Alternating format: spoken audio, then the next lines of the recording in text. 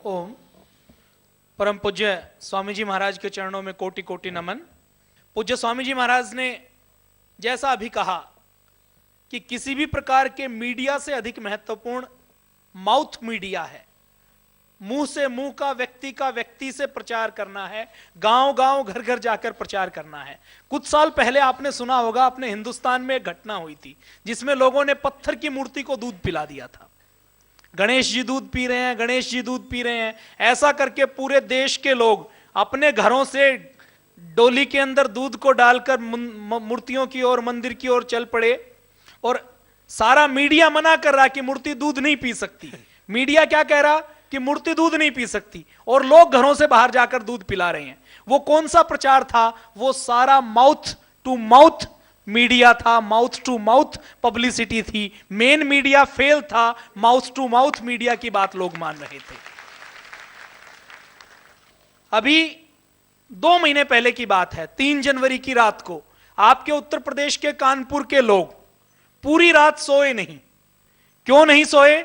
कि उनको किसी ने माउथ टू माउथ, एक सहेली ने, एक पड़ोसी ने दूसरे पड़ोसी को, एक व्यक्ति ने दूसरे व्यक्ति को यह प्रचारित कर दिया कि आज की रात सोओगे तो पत्थर बन जाओगे। बोलो हुआ था या नहीं हुआ था? जिले का डीएम, जिले का डीआईजी, जिले का एसपी सब लगे हुए, अखबार लगे हुए, मीडिया लगा हुआ कि ऐसा हो ही नहीं सकता। लेकिन लोगों को माउथ टू माउथ पब्लिसिटी पर इतना यकीन था, इतना विश्वास था कि वो बोले कि आज की रात सोए तो जरूर मारे जाएंगे। तो हिंदू लोग बैठकर सड़क पर बैठकर कीर्तन कर रहे, भजन कर रहे, मुस्लिम भाई अपनी अपनी मस्जिदों में चले गए कि चलो इबादत कर लेते हैं। तो ये माउथ टू माउथ का प्रभाव है। गणेश जी की मूर्ति दूध नहीं पी सकती, लेकिन माउथ टू माउथ मीडिया ने, प्रचार ने प्रभाव उत्पन्न किया कि ऐसा हो सकता है। रात को सोओगे तो पत्थर नहीं बन सकते, लेकिन प्रचार का, एक व्यक्ति का दूसरे व्यक्ति पर इतना भरोसा होता है कि वो भी ये मान लिया गया कि ऐसा होता है। तो भाइयों और बहनों, हमें जो काम करना है वो ना तो पत्थर की मूर्ति को दूध पिलाना है, ना रात को कोई सो जाए तो उसको पत्थर बनाना है। हमें तो सोए हुए पत्थरों को जगाने का काम करना है। हमारा तो पूरा सत्य का काम है।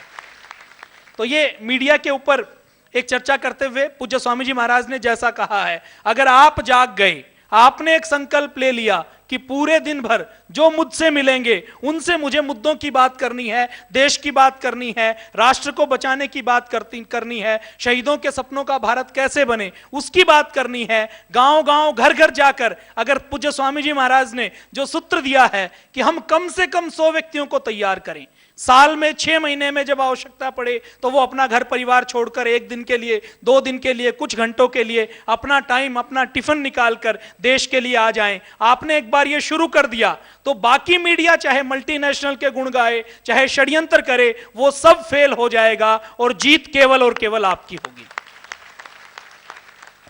संगठन किसे कहते हैं? संगठन में सबसे अनिवार्य चीज है, वो अनिवार्य चीज है व्यक्तियों का होना। अगर किसी संगठन में व्यक्ति नहीं है तो वो संगठन नहीं है। संगठन की पहली अनिवार्य आवश्यकता है संगठन के सदस्यों का, व्यक्तियों का, कार्यकर्ताओं का होना। उनको सदस्य नाम दिया जा सकता है, उनको कोई कार्यकर्ता नाम दिया जा सकता है, वॉलंटियर नाम दिया जा सकता है, या और किसी नाम से पुकारा जा सकता है। लेकिन संगठन की पहली अनिवार्यता क्या है? व्यक्तियों का होना। और उसके बाद संगठन की दूसरी अनिवार्यता है संगठन के व्यक्तियों का नेतृत्व करने के लिए, मार्गदर्शन देने के लिए लीडर का होना। वैज्ञानिकों ने खोज की और यह पाया कि जैसे ज्योतिषी ये मानते हैं कि एक ग्रह दूसरे ग्रह के ऊपर प्रभाव डालता है, शनि मंगल पर राहु केतु दूसरे गुरुत्वाकर्षण बल काम करता है, एक दूसरे के ऊपर प्रभाव काम करता है, वैसे ही वैज्ञानिक ये मानते हैं कि हर व्यक्ति का एक व्यक्तित्व होता है और वह अपने व्यक्तित्व से दूसरे व्यक्तियों को प्रभावित और प्रकाशित करता है। कोई व्यक्ति अपने परिवार के 2-4 लोगों को प्रभावित करता है, कोई व्यक्ति 100, 200, 500 व्यक्तियों को, एक गांव को प्रभावित करता है, और कोई व्यक्तित्व ऐसा होता है जो पूरे जिले को, पूरे राज्य को या पूरे देश को प्रभावित करता है, और कोई व्यक्तित्व ऐसा होता है जैसे महर्षि दयानंद, जैसे स्वामी विवेकानंद, जैसे पूज्य स्वामी जी महाराज, जो पूरे विश्व को प्रभावित और प्रकाशित करते हैं। फिर वैज्ञानिक कहते हैं कि प्रभावित तो कोई भी कर सकता है। एक नाचने गाने वाली भी प्रभावित कर सकती है, एक डाकू भी हो सकता है, किसी वो नकारात्मक प्रभाव डाले लेकिन वो भी प्रभाव डालता है। नेतृत्व में वो गुण होता है कि वो सकारात्मक प्रभाव डालता है, और सकारात्मक प्रभाव डालने के साथ साथ अपने आसपास के जितने व्यक्तियों पर वो प्रभाव डालता है उनको प्रकाशित भी करता है, उनको आलोकित करता है, उनके जीवन को सुखमय बनाता है, उनके व्यक्तित्व का विकास करता है। ये नेतृत्व की परिभाषा है। और नेतृत्व की परिभाषा क्या है कि कोई नेतृत्व कितना बड़ा कैसे है, उसके बड़े होने का अंदाजा लगाया जाता है कि उसकी बात को कितने लोग सुनते हैं, उसकी बात को कितने लोग मानते हैं, और जरूरत पड़े तो उसके कहने के पीछे, उसके पीछे पीछे कितने लोग चलते हैं। जब नेतृत्व की बात करते हैं, नेता की बात करते हैं, लीडर की बात करते हैं, तो सारे व्यक्तियों के मन में एक खाका सा उभरता है कि ऐसे व्यक्ति जो विधानसभाओं में बैठे हैं, जो संसद में बैठे हैं, जो सफेद रंग का कुर्ता पजामा पहनते हैं, क्लफ लगा हुआ, बिल्कुल एकदम चकाचक, और अपने स्वार्थ की बात करते हैं, देश को लूटने का काम करते हैं, वो नेता नहीं है। नेता शब्द कहां से आया? नेताजी सुभाष चंद्र बोस को कहा गया। सुभाष चंद्र बोस को नेता किसने कहा? जर्मनी के जो तानाशाह माने जाते थे लेकिन जो भारत से प्रेम करते थे, हिटलर ने उनको कहा Führer of India. Führer Germany का शब्द है जिसका अर्थ है नेताओं का नेता। तो नेताजी को जर्मनी के हिटलर, जिससे अंग्रेजों के आगे अगर हिटलर का नाम ले दिया जाए तो उनकी पैंट गीली हो जाती थी, इतना वो डरते थे। उस हिटलर के साथ नेताजी ने जब हाथ मिलाया, उससे मिलने के लिए गए, उससे सम्मानजनक बातचीत की, तो हिटलर ने नेताजी को कहा कि तुम भारतीयों के नेताओं के नेता हो। तो जब हम नेता शब्द की बात करें तो आपको नेताजी का चित्र अपने दिमाग में लाना है। लीडरशिप की बात करें तो उन्हीं की तस्वीर अपने दिल में उतारनी है। नेता का सच्चा अर्थ यही होता है। आजकल नेताजी तो कहीं चले गए, नेताजी के नाम पर झूठे नेता सामने आ गए हैं। उन नेताओं से बचकर रहना है। अपने संगठन में जो व्यक्ति आगे चलता है उसको संगठन में पदाधिकारी के रूप में जिला प्रभारी, महिला प्रभारी, किसान पंचायत के प्रभारी, राज्य प्रभारी या ग्राम प्रभारी का नाम दिया गया है। ये सब नेतृत्व करता है। अगर हम यहां पर बात करें तो आप सब नेतृत्व करता है। एक व्यक्ति जो आज यहां पर नया आया है, जो किसी संगठन में कोई पदाधिकारी नहीं है, कहीं पर उसका नाम नहीं लिखा हुआ, तो भी वो अपने परिवार का नेतृत्व करता है या नहीं करता? वो निर्णय लेता है कि शाम को कौन सी सब्जी बनेगी, अपने परिवार के लोग कैसे कपड़े पहनेंगे, अपने बच्चे कितनी पढ़ाई करेंगे, अपने बच्चे कब स्कूल को छोड़ेंगे, खेत के अंदर कौन सी चीज की बुआई की जाएगी। तो एक 3-4 व्यक्तियों का नेतृत्व आप में से हर व्यक्ति करता है। आप में से जो व्यक्ति ग्राम प्रभारी बना हुआ है पतंजलि योग समिति भारत स्वाभिमान की ओर से, वो गांव में अगर 2000 लोगों की आबादी है तो उन 2000 लोगों का नेतृत्व करता है। एक प्रखंड प्रभारी जो 20-30 गांवों के ऊपर प्रभारी बनाया है, वो 20-30 हजार की आबादी के ऊपर उनका नेतृत्व करता है। भारत स्वाभिमान के परिप्रेक्ष्य में, पूज्य स्वामी जी महाराज के जो मुद्दे हैं, जो उद्देश्य हैं, उनके परिप्रेक्ष्य में। इसी प्रकार एक जिला प्रभारी 15-20 लाख लोगों का नेतृत्व करता है। एक राज्य प्रभारी 2.5-3 करोड़, उत्तर प्रदेश की बात करें तो 7-8 करोड़ की 18 करोड़ की आबादी यहां की है, तो 18 करोड़ का नेतृत्व करता है। हमने उत्तर प्रदेश के 3 भाग किए हैं, तो एक भाग की बात की जाए तो लगभग 6 करोड़ भाइयों और बहनों का नेतृत्व हमारा राज्य प्रभारी करता है। तो एक नेतृत्वकर्ता के अंदर क्या क्या गुण होने चाहिए, नेतृत्वकर्ता का व्यवहार कैसे होना चाहिए। नेताजी सच्चे नेतृत्वकर्ता कैसे थे कि उनके व्यक्तित्व में एक ऐसी चुंबकीय ताकत थी, वो जिससे एक बार मिलते थे उसको अपना बना लेते थे। उनके अंदर इतनी चुंबकीय ताकत थी कि जब वो भारत को छोड़कर अफगानिस्तान के रास्ते पहले जर्मनी पहुंचे और जर्मनी के बाद जब जापान गए, जापान से सिंगापुर और बर्मा आए, तो उनको व्यक्तियों की जरूरत थी। तो वो गांव-गांव गए, बर्मा के, सिंगापुर के एक-एक गांव में गए, अलग अलग कस्बों में गए, और वहां जैसे पूज्य स्वामी जी महाराज बैठक कर रहे हैं ऐसे ही बैठक करके वो आह्वान करते थे। किनको आह्वान करते थे? वो लोग जिनके पूर्वज भारतीय थे, जो खुद भारत के बाहर रहते थे, उनको आह्वान करते थे कि आपके मूल देश के ऊपर अंग्रेजों ने कब्जा कर लिया है, आपके मूल देशवासियों को उनकी लड़ाई के लिए आपके योगदान की जरूरत है, आपके खून की जरूरत है। वो आह्वान करते थे कि तुम मुझे खून दो, मैं तुम्हें आजादी दूंगा। किन लोगों को करते थे? जो खुद दुखी नहीं थे, बर्मा और सिंगापुर में रहने वाले लोग सुखी थे। वो अपने भाइयों के लिए, अपने मूल निवासी, अपने देश के लिए, उस मिट्टी के लिए लड़ने के लिए तैयार हो गए जिस मातृभूमि को उन्होंने देखा नहीं था। अपने सामने तो सारे दुख अपनी मातृभूमि पर हैं, भारत माता पर हैं। हमारे ऊपर तो अत्याचार हो रहे हैं, हमें तो जागना ही जागना है। नेताजी ने तो उन लोगों को भी जगा दिया जिनके ऊपर जुल्म अत्याचार नहीं हो रहे थे। तो उनको नेताजी आह्वान करते थे और नेताजी के एक आह्वान पर लोग अपनी धन संपत्ति, घर परिवार, मकान सब कुछ दान में दे देते थे और अपने प्राण देने के लिए। सबको यह पता था कि अंग्रेजों की फौज, अंग्रेजों का सूर्य कभी अस्त नहीं होता, उनका राज्य इतना बड़ा है, उनसे टक्कर लेंगे तो जीत पाना मुश्किल है। लेकिन जज्बा नेताजी इतना भरते थे कि उनकी एक आवाज पर, एक आह्वान पर लाखों लोग खड़े हो जाते थे और वो कहते थे कि चाहे प्राण देने पड़े या मरना पड़े, हम अंतिम सांस तक लड़ते रहेंगे। तो ये नेतृत्व का गुण था। कई बार अब नेताजी जब नेतृत्व करते थे तो नेतृत्वकर्ता कितने करते थे, वो मैनेजर और बॉस की तरह नहीं करते थे। कई बार हमारे कार्यकर्ताओं को जब टारगेट दिया जाता है कि आपको राष्ट्रहित में, जनहित में आंदोलन के लिए इतने लोगों के साथ अपना विरोध प्रदर्शन करना है, आपको गांव-गांव में समिति बनानी है, आपको योग कक्षाएं लगानी है, आपको आंदोलन करना है, आपको धरना करना है, आपको प्रदर्शन करना है, तो जिले से लेकर राज्य तक कई बार एक उत्तर मिलता है कि क्या करूं जी, मैं तो बहुत करता हूं, मेरे साथ और कोई काम ही नहीं करता। मैं तो करना चाहता हूं लेकिन दूसरा और कोई व्यक्ति मेरे कहने से कुछ काम नहीं करता, या दूसरे लोग तो सारे सो गए हैं, कोई भी कहना नहीं मानता, साथ नहीं दे रहे हैं। एक उत्तर बार बार ग्राम प्रभारी, तहसील प्रभारी, जिला प्रभारी की ओर से आता है कि हमारा साथ नहीं दिया जा रहा। हमें अपने कार्यकर्ताओं से प्रेम से काम लेना पड़ता है। यह नेतृत्वकर्ता की जिम्मेदारी है कि वो प्रेम से काम ले। कई बार जब सब लोग ये कहते हैं कि लोग हमारा साथ नहीं देते, तो मुझे एक छोटी सी घटना ध्यान आती है। एक छोटी सी घटना है, मार्केटिंग की एक कंपनी में मार्केटिंग के मैनेजर ने अपने 20-30 लोगों को सामने खड़ा कर रखा था, क्योंकि कंपनी बुरी तरह फेल होती जा रही थी और मार्केटिंग के सारे व्यक्ति, जितने भी सेल्समैन थे, वो अच्छा काम नहीं कर पा रहे थे।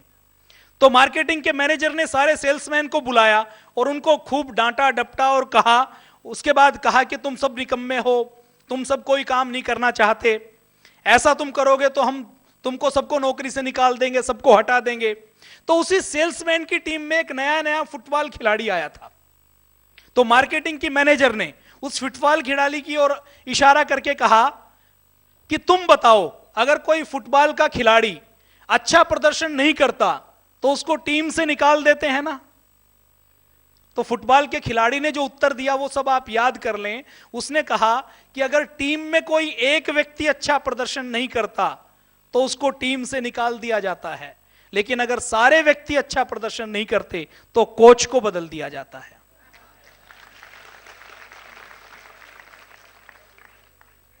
तो कई बार हमें यह लगता है कि कोई हमारा साथ नहीं दे रहा, तो हम खुद अपना साथ देना शुरू करें। कई बार होता यह है कि दूसरे लोगों से साथ लेने के चक्कर में हम जो खुद कर सकते हैं वो खुद भी नहीं कर पाते, और दूसरे लोग भी शिकायत करते हैं कि ये तो खुद ही कुछ नहीं कर रहे, हम इनका साथ क्यों दें। तो आपकी जितनी ताकत है, आप तहसील प्रभारी हैं, प्रखंड प्रभारी हैं, ग्राम प्रभारी हैं, जिला प्रभारी हैं, आप सुबह से शाम तक लग जाइए। आपके जिले में 1000 गांव हैं, आपको कोई दूसरा साथ देने वाला नहीं मिला, तो आप संकल्प ले लीजिए कि मैं तो रोज एक गांव करूंगा। आज से 6 महीने पहले पूज्य स्वामी जी महाराज ने यह काम दिया था, यह कार्य दिया था कि देश की रक्षा के लिए अब गांव-गांव में समितियां बनानी बहुत आवश्यक है। उस समय किसी जिले में मैं ये कहता हूं कि एक भी कार्यकर्ता नहीं था। अगर जिला अध्यक्ष खुद ये सोच लेता कि स्वामी जी महाराज का काम मुझे करना है, मेरे ऊपर स्वामी जी महाराज ने भरोसा किया है, आज तक अगर वो करता तो 200 गांवों में, रोज एक गांव में भी काम करता तो 200 गांवों में वो समितियां बना सकता। तो कोई आपके साथ चले, इसकी कोशिश करनी है, लेकिन साथ चलने के चक्कर में आप अकेला चलना मत छोड़ें, अकेले आप लगातार चलते रहें। और हम सब पदाधिकारी हैं। अब आप दूसरे व्यक्ति को यह नहीं कह सकते कि जिला प्रभारी तो ये हैं, प्रखंड प्रभारी या राज्य प्रभारी तो ये हैं। आप भी कहीं ना कहीं प्रभारी हैं, किसी प्रकोष्ठ के प्रभारी हैं, ग्राम प्रभारी हैं, गांव के युवा प्रभारी हैं, तो गांव के सब युवाओं के प्रभारी आप हैं। आप सब पदाधिकारी हैं और ये सब आपके लिए है, एक दूसरे की कमियां निकालने के लिए नहीं है, एक दूसरे में सुधार करने के लिए है कि जब हम काम करें तो मैनेजर की तरह काम ना करें, बॉस की तरह काम ना करें। कंपनी में जब हम काम करते हैं तो अपने से वरिष्ठ को क्या कहते हैं? या तो मैनेजर कहा जाता है या बॉस कहा जाता है या इंचार्ज कहा जाता है या नहीं कहा जाता। संगठन में हमें सावधानी रखनी है कि संगठन में हमें जो दायित्व मिला है, जो काम को आगे बढ़ाने के लिए पद मिला है, उससे हम कहीं बॉसगिरी करने ना लग जाएं, कहीं मैनेजर ना बन जाएं, मैनेजरगिरी में ना आ जाएं। तो इसके लिए कुछ सावधानियां आपको रखनी है। एक बॉस में, मैनेजर और एक सच्चे नेतृत्वकर्ता में, जो आपको और हमें और विकसित करना है और बनना है, जैसा व्यवहार करना है, उसमें क्या क्या अंतर होता है, उसकी चर्चा हम करेंगे। एक बॉस या मैनेजर सिर्फ इंस्ट्रक्शन देता है, जबकि एक सच्चा नेतृत्वकर्ता खुद उस काम को करके दिखाता है, खुद पहल करता है। बॉस या मैनेजर कंपनी की ओर से, संस्था की ओर से जो उनको अधिकार दिए गए हैं, उन अधिकारों के अनुसार काम करता है, उन अधिकारों पर काम करता है। एक भी दिन अगर वो अधिकार वापस ले लिए जाएं तो कोई भी कर्मचारी उनकी बात नहीं मानेगा। लेकिन सच्चा नेतृत्वकर्ता सद्भावना और प्रेम पर काम करता है। वो चाहे पद पर रहे या ना रहे, लोगों के ऊपर उसका प्रभाव उतना ही रहता है। मैनेजर, बॉस या बहुत से लोग कई बार इस प्रभाव में जीते हैं कि हम क्यों बुरे बने, कोई गलती अगर हो जाती है तो वो रिस्क लेने से, जोखिम लेने से डरते हैं। सच्चा आदर्श नेतृत्व जब संगठन को या संगठन के उद्देश्यों को, संगठन के लक्ष्यों को नुकसान हो रहा हो तो कठोर निर्णय लेने से भी नहीं घबराता। कठोर निर्णय लेकर अगर उसको कोई बुराई भी मोल लेनी पड़े तो वो उसको, जोखिम को, बुराई को भी मोल लेता है। मैनेजर, बॉस समस्या को लटकाते रहते हैं कि समस्या को, दिक्कत को आज का को कल पर टाल दें, कल को परसों पर टाल दें। जबकि आदर्श नेतृत्व, सच्चा नेतृत्व समस्या का तुरंत समाधान करता है। मैनेजर या बॉस अपनी बात कहते हैं, दूसरों की बात कम सुनते हैं, जबकि आदर्श और सच्चा नेतृत्वकर्ता दूसरों की बात को अधिक सुनता है, अपनी बात संक्षेप में और सरल शब्दों में कहता है। मैनेजर या बॉस जब उसकी टीम, उसकी यूनिट या उसके नीचे वाले लोग कोई बड़ा काम करते हैं तो उस सबका श्रेय खुद लेते हैं, जबकि सच्चा व आदर्श नेतृत्वकर्ता जब कोई अच्छा काम, बड़ा काम होता है तो उसका श्रेय अपनी टीम को देता है। आज अगर हम बात करें, पूज्य स्वामी जी महाराज जिन्होंने योग को पूरे देश व दुनिया में पहुंचाया, जब भी योग की बात आती है तो पूज्य स्वामी जी महाराज कहते हैं कि ईश्वर ने मुझे तो निमित्त मात्र बनाया है, योग तो हमारे ऋषियों का, हमारे मुनियों का है। तो सच्चे नेतृत्वकर्ता की यही पहचान है कि वो बड़ा काम खुद करता है, मेहनत खुद करता है, लेकिन जब श्रेय और सम्मान की बात आती है तो अपने साथियों को, अपने प्रेरणा पुरुषों को, अपने आदर्श पुरुषों को आगे करता है, अपने पूर्वजों को उसका सम्मान देता है।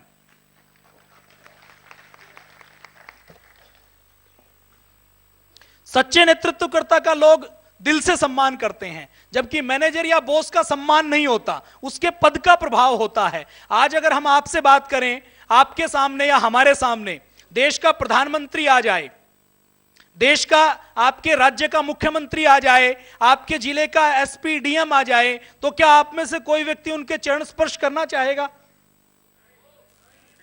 लेकिन पूज्य स्वामी जी महाराज के यहां मंच पर आने के लिए, चरण स्पर्श करने के लिए सारे व्यक्तियों में होड़ मची रहती है। यह नेतृत्वकर्ता की पहचान है। उनके पास जो नेतृत्व है, जो स्वामी जी महाराज का जो सिंहासन है, वो लोगों के दिलों के अंदर है। उनका सिंहासन एक दफ्तर की कुर्सी तक सीमित है।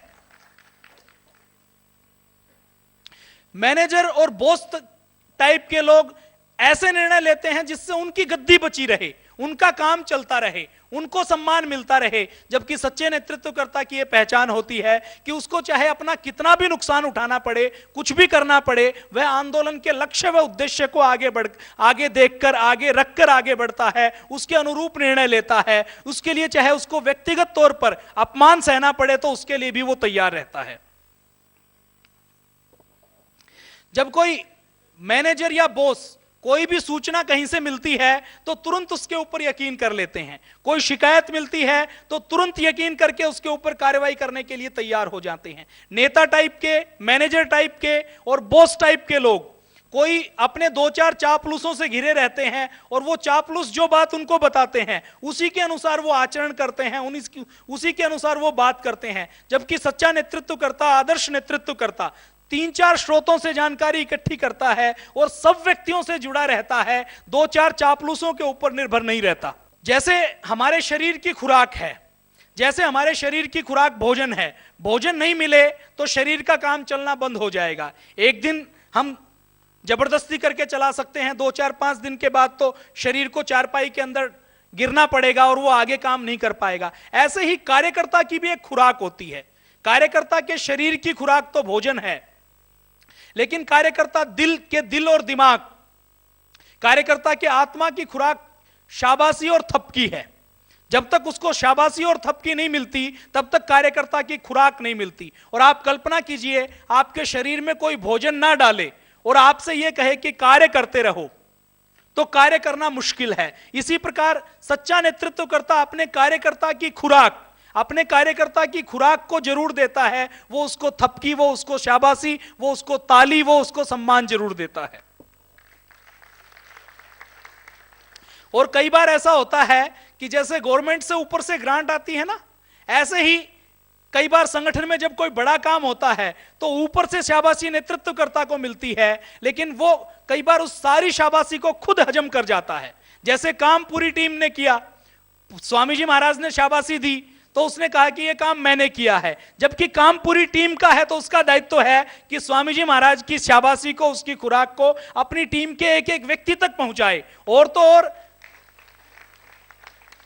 किसी संगठन में 10 कार्य होते हैं, 9 कार्यों में एक व्यक्ति रहा है, 10वें कार्य में नहीं रहा, तो भी उसको फर्ज बनता है कि वो उसको भी सम्मान दे, उसको भी सहयोग दे, उसको भी थपकी दे, उसको भी ताली दे कि आप हर समय रहते हैं तो इसमें भी आपका योगदान रहा है। मैनेजर या बॉस केवल उतनी बातचीत करता है, उतना संपर्क संवाद करता है जितना आवश्यक होता है। एक आदर्श कार्यकर्ता, एक आदर्श नेतृत्वकर्ता आवश्यकता से अधिक संपर्क संवाद करता है। मैनेजर या बॉस जहां कार्य की बात करते हैं, नेतृत्वकर्ता घर परिवार की बात करता है, सुख दुख की बात करता है। मैनेजर या बॉस टाइप के लोग जैसे ही कोई काम निकला तो काम के निकलते ही नजरें चुरा लेते हैं, नजरें फिरा लेते हैं, मिलना बंद कर देते हैं। लेकिन सात्विक, आदर्श और सच्चा नेतृत्वकर्ता अगर काम निकल भी गया तो अपने कार्यकर्ताओं से, अपने वॉलंटियर से, अपने साथ वालों से उतने ही प्यार और सम्मान के साथ बातचीत करता है।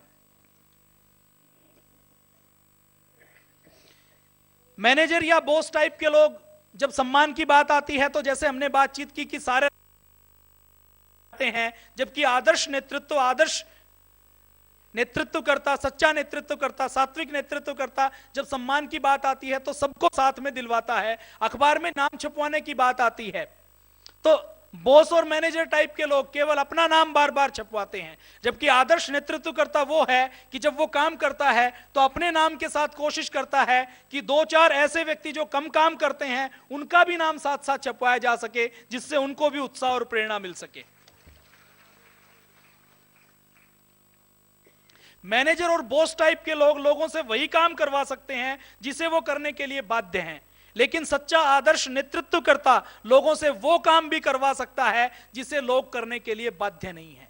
लेकिन सच्चा नेतृत्वकर्ता पद के बाहर भी काम करवा सकता है। जैसे पूज्य स्वामी जी महाराज देश व दुनिया के सच्चे नेतृत्वकर्ता हैं, आदर्श और सात्विक नेतृत्वकर्ता हैं। इन्होंने एक आवाज दी, एक आह्वान दिया तो 4 जून 2011 को देश से लाखों लोग भूखा मरने के लिए, सत्याग्रह करने के लिए इकट्ठे हो गए और 4 जून 2011 को लाखों व्यक्ति आए। तो यह सच्चे नेतृत्वकर्ता की पहचान है। और अब अंत में निचोड़ निकालते हुए, बॉस या मैनेजर का कभी भी लोग दिल से सम्मान नहीं करते। सच्चे लीडर का लोग हमेशा, सच्चे नेतृत्वकर्ता का, आदर्श नेतृत्वकर्ता का, सात्विक नेतृत्वकर्ता का सभी लोग दिल से सदैव सम्मान करते हैं। आइए हम अपने संगठन को पूज्य स्वामी जी महाराज के सपनों का, शहीदों के सपनों का भारत बनाने के लिए अपने अंदर सच्चे नेतृत्वकर्ता के गुण विकसित करें। कोई भी कभी जन्मजात सच्चा नेतृत्वकर्ता, बड़ा नेतृत्वकर्ता नहीं बन सकता। धीरे धीरे अपने गुणों का उसे विकास करना होता है। तो आइए हम सब अपने गुणों का नेतृत्वकर्ता बनने का, अपने हृदय में प्रेम का, विश्वास का, आपस में श्रद्धा का विकास करने का संकल्प लें।